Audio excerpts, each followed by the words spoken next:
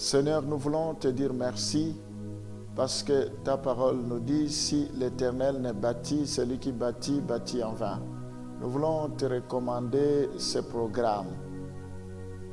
Nous avons des qualités, nous avons des limites, nous avons des défauts, mais nous voulons que toi, tu puisses venir à notre aide, que le Saint-Esprit puisse nous aider pour que nous puissions donner le meilleur de nous-mêmes. Je te recommande le début et la fin de ce programme. L'homme ne vivra pas seulement de pain, mais aussi de toute parole qui sort de ta bouche. Nous avons besoin de t'écouter. Nous avons besoin de connaître ta volonté. Nous avons besoin de nous asseoir à tes pieds pour t'écouter parce que ta parole est esprit et vie. Nous voulons nous associer à ce que les apôtres avaient dit. Où irons-nous encore parce que tes paroles sont vie et esprit. Seigneur, nous voulons te dire merci parce que tu es le chemin et la vie. Nous voulons te dire merci parce que c'est toi qui donnes le sens à notre vie. Sois glorifié, Seigneur, sois loué avec tout ce qui se passe dans le monde. Si aujourd'hui nous sommes encore vivants, ce n'est pas que nous valons plus que les autres, mais c'est à cause de ta grâce. Tu fais grâce à qui tu veux et tu fais miséricorde à qui tu veux. Nous te sommes reconnaissants parce que tu ne fais acception de personne. Merci pour tes bontés qui ne sont jamais à leur terme, que tu renouvelles chaque matin. Reçois la gloire ce matin, reçois l'honneur, reçois la puissance, reçois l'adoration. Sois béni à perpétuité. Dans le nom de Jésus, nous t'avons ainsi prié. Amen. Exode chapitre 13, le verset 17 à 18. Lorsque Pharaon laissa aller le peuple, Dieu ne le conduisit point par le chemin du pays des Philistins, quoique le plus proche, car Dieu dit le peuple pourrait se repentir en voyant la guerre et retourner en Égypte. Mais Dieu fit faire au peuple un détour par le chemin du désert vers la mer Rouge. Les enfants d'Israël montèrent en armes hors du pays d'Égypte.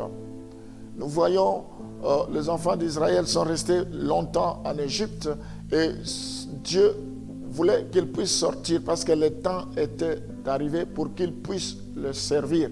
Il y a un temps pour toutes choses. C'est le temps pour toi d'entrer dans tes bénédictions, d'entrer dans la concrétisation de ton appel, d'entrer dans une autre dimension. Les enfants d'Israël, il y avait deux chemins à emprunter. Ils ont pris le chemin le plus court, mais Dieu les a contrariés de pouvoir revenir parce que ce chemin, au bout de 3 jours, ils arrivaient à la terre promise, mais il y avait beaucoup de risques, c'est-à-dire ils pouvaient abandonner le Seigneur, voyant la guerre, ils pouvaient retourner en Égypte. Mais Dieu a choisi le chemin le plus long où ils devraient faire plusieurs années sur ce chemin. C'est un chemin de désert. Ils devraient traverser le désert, ils devraient traverser la mer Rouge, mais il y avait des obstacles. Mais tout cela, c'était la volonté de Dieu. Des fois, le chemin que Dieu emprunte pour nous, ce n'est pas ce que nous aurons souhaité, mais notre problème, c'est de nous soumettre à la volonté de Dieu. Nous savons que Dieu est avec nous. C'est comme quelqu'un qui bâtit sa maison sur les rocs. Même si la tempête arrive, même si le vent souffle fort, même s'il y a des torrents, cette maison ne s'écroulera pas. Mais si nous bâtissons notre maison sur le sable, cette maison va s'écrouler tôt ou tard. Alors, Jésus-Christ, c'est lui qui est la pierre angulaire. Nous devons l'écouter. Nous devons être prêts à suivre le chemin qu'il a tracé pour nous. Avant que nous venions au monde, il nous connaissait. Lorsque nous étions dans le sein de notre mère, il nous avait déjà choisis. Donc, nous devons lui faire confiance parce qu'il est l'alpha et l'oméga, le commencement et la fin. Il connaît notre passé, il connaît notre présent et il connaît notre futur. Il n'y a rien qui est caché devant lui. Nous devons nous remettre à lui. Nous devons nous laisser conduire par lui. Nous verrons des exploits. La Bible dit, avec Dieu, nous ferons des exploits. Alléluia. Donc, mes bien-aimés, il faut que nous puissions saisir la pensée de Dieu. Nous devons saisir quelle est la volonté de Dieu. Marc chapitre 10, le verset 29 à 30, la Bible nous dit, Jésus répondit, je vous le dis en vérité, il n'est personne qui ayant quitté à cause de moi et à cause de la bonne nouvelle sa maison ou ses frères ou ses sœurs ou sa mère ou son père ou ses enfants ou ses terres ne reçoivent au centuple présentement dans ce siècle-ci de maisons, de frères, de sœurs, de mères, des enfants et de terres avec des persécutions et dans le siècle à venir la vie éternelle. Nous voyons que la parole de Dieu est claire. Ici, qu'est-ce que nous pouvons attendre de Dieu? Mais nous devons tout attendre de Dieu. Sans lui, nous ne pouvons rien, comme je l'ai dit tantôt.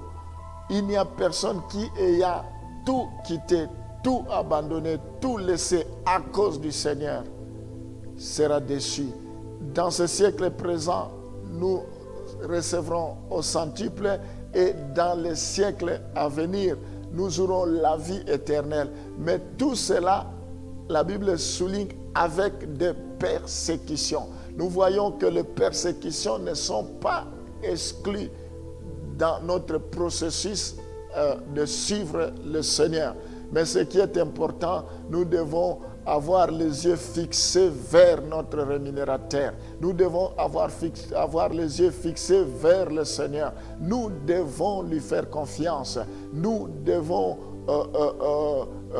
l'avoir comme capitaine dans notre bateau. Nous devons l'avoir comme chauffeur dans notre véhicule. Nous devons nous laisser conduire par lui. Donc Dieu n'est ni dur ni capricieux.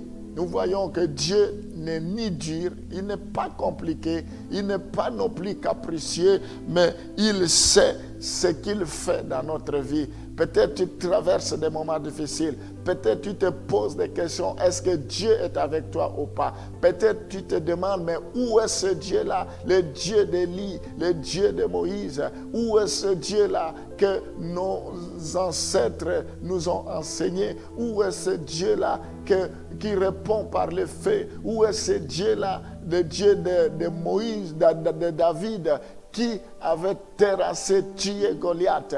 Où est ce Dieu-là qui avait marché avec Moïse, qui avait séparé les eaux, qui avait opéré des miracles? J'aimerais te dire, il est vivant. Il est le même hier, aujourd'hui, éternellement. Ce Dieu-là agit encore. Si tu crois, tu verras la gloire de Dieu. Moi, je crois que le Seigneur est capable de changer ton histoire, de changer ta situation. Telle est sa volonté. Pourquoi nous allons prier ce matin, nous allons prier à ce moment précis pour que Dieu puisse changer notre mentalité, changer notre façon de voir les choses, changer notre façon de concevoir les choses. Dieu veut le bien de ses enfants. Dieu veut notre bonheur. Prions, alléluia, prions, alléluia. Seigneur, ce matin, à ce moment précis, tu nous as montré que tu veux notre bonheur.